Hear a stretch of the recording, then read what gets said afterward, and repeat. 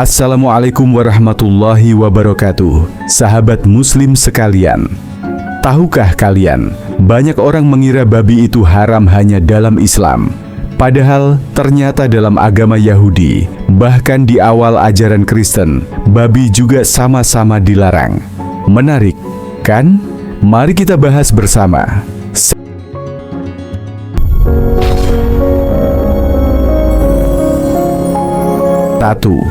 Islam. Sahabat muslim yang dirahmati Allah, dalam Islam, hukum tentang babi sangat tegas. Tidak ada ruang untuk perbedaan pendapat. Allah mengharamkan babi secara jelas di dalam Al-Quran, dan ditegaskan pula oleh Rasulullah dalam hadis. Allah berfirman dalam Quran Surah Al-Baqarah ayat 173. Sesungguhnya Allah hanya mengharamkan atasmu bangkai, darah, daging babi, dan hewan yang disembelih bukan atas nama Allah. Tetapi barang siapa dalam keadaan terpaksa sedang ia tidak menginginkannya dan tidak pula melampaui batas, maka tidak ada dosa baginya. Sesungguhnya Allah Maha Pengampun lagi Maha Penyayang. Ayat ini menunjukkan dua hal. 1. Hukum asal babi adalah haram mutlak. 2. Pengecualian hanya berlaku saat darurat. Jika seseorang kelaparan dan tidak ada makanan lain kecuali babi, maka ia boleh memakannya sekadar untuk bertahan hidup, bukan untuk kenyang atau menikmatinya.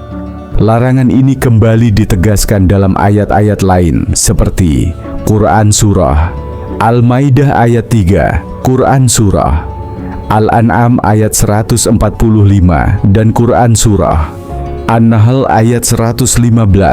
Berulangnya larangan dalam 4 tempat berbeda di Al-Quran adalah bukti bahwa hukum ini sangat penting dan tidak boleh diremehkan.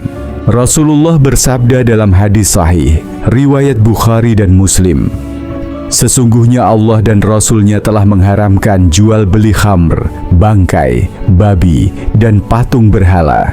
Hadis ini menunjukkan bahwa memakan babi haram, memperjualbelikan babi juga haram. Bahkan menjadikannya komoditas bisnis tetap dilarang, karena sesuatu yang najis tidak boleh dimanfaatkan. Dalam riwayat lain, Rasulullah bersabda, sesungguhnya Allah, apabila mengharamkan sesuatu, Dia juga mengharamkan harganya. Hadis riwayat Ahmad dan Abu Dawud. Artinya, kalau Allah mengharamkan babi, maka seluruh bentuk transaksi yang berkaitan dengan babi pun ikut haram. Hukum najis dalam fikih. Para ulama dari 4 mazhab sepakat bahwa babi adalah najis mughallazah, najis berat.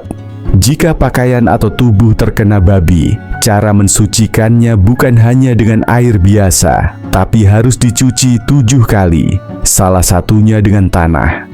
Hal ini berdasarkan kias dengan hadis tentang anjing, karena para ulama menilai najis babi setingkat atau bahkan lebih berat dari najis anjing.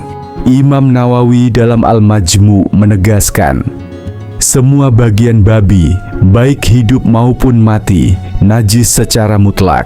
Tidak ada perbedaan di kalangan ulama Syafi'iyah tentang hal ini. Sahabat muslim, Allah tidak pernah melarang sesuatu kecuali pasti ada hikmahnya.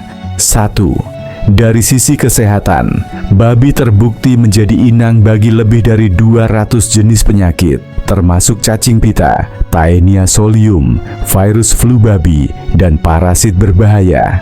Mengonsumsi daging babi dapat menimbulkan penyakit serius pada jantung, hati, hingga saraf. 2. Dari sisi kebersihan, babi dikenal sebagai hewan pemakan kotoran, bangkai, bahkan muntahan sesamanya. Pola makannya yang kotor membuat tubuhnya sarang penyakit. 3. Dari sisi spiritual, Islam bukan hanya menjaga tubuh, tetapi juga menjaga jiwa. Dengan menghindari babi, kita belajar ketaatan kepada Allah, sekalipun ada orang yang beranggapan bahwa rasanya enak atau bergizi. 4. Dari sisi syariat, larangan babi adalah bagian dari syariat yang berlaku sejak zaman para nabi terdahulu. Ini menunjukkan kesinambungan wahyu Allah dari generasi ke generasi. Sahabat Muslim yang mulia, jelaslah bahwa dalam Islam babi haram secara mutlak.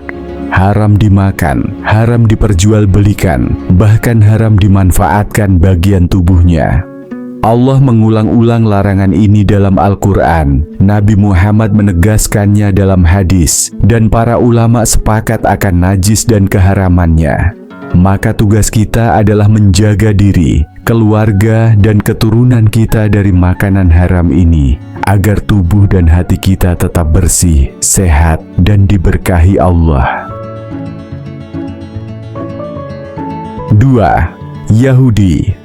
Sahabat Muslim yang dirahmati Allah, larangan memakan babi ternyata juga ada dalam ajaran agama Yahudi. Bukan hanya dalam Islam, orang Yahudi yang taat pada hukum agamanya pun sama sekali menjauhi babi. Di dalam kitab Taurat, tepatnya Imamat pasal 11 ayat 7-8, tertulis dengan jelas, babi memang berkuku belah, tetapi tidak memamah biak, haram bagimu. Dari dagingnya janganlah kamu makan, dan bangkainya janganlah kamu sentuh. Itu haram bagimu. Artinya menurut Taurat, hewan yang boleh dimakan harus memenuhi 2 syarat. 1. Berkuku belah. 2. Memamah biak. Sapi, kambing, dan domba memenuhi 2 syarat ini, sehingga halal bagi mereka. Tapi babi hanya punya 1 syarat, yaitu kukunya belah, sementara ia tidak memamah biak.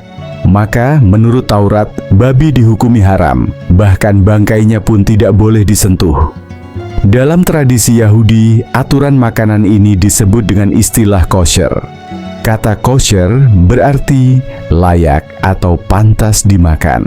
Semua makanan yang mereka konsumsi harus memenuhi standar kosher. Hewan yang tidak memenuhi syarat, termasuk babi, dianggap tamei atau najis. Karena itu, orang Yahudi yang taat tidak hanya tidak memakan babi, tapi juga sangat hati-hati agar tidak tercampur dengan makanan lain. Bahkan, sahabat Muslim, di rumah-rumah orang Yahudi Ortodoks, peralatan masak dipisahkan antara yang digunakan untuk daging dan susu. Apalagi untuk babi, jelas sekali tidak boleh masuk ke dalam dapur mereka. Jika kita perhatikan, aturan ini sangat mirip dengan Islam. Islam mengharamkan babi secara mutlak. Yahudi pun mengharamkan babi dalam hukum Taurat mereka. Inilah bukti bahwa larangan babi bukanlah aturan buatan manusia, melainkan bagian dari wahyu Allah yang diturunkan sejak zaman Nabi Musa dan kemudian ditegaskan kembali dalam Al-Quran untuk umat Nabi Muhammad.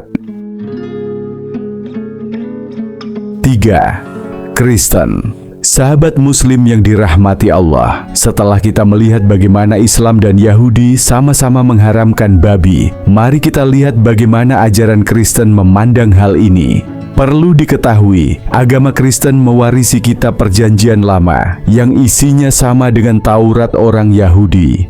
Di dalamnya, hukum tentang babi sama persis, haram dimakan dan haram disentuh bangkainya. Contohnya ada di Imamat pasal 11, ayat 7-8, dan juga Ulangan pasal 14, ayat 8, yang menyebutkan bahwa babi najis, sehingga umat dilarang memakannya. Artinya, pada awalnya umat Kristen pun berpegang pada aturan ini, sebagaimana Nabi Isa diutus untuk melanjutkan syariat yang sudah ada pada Bani Israel.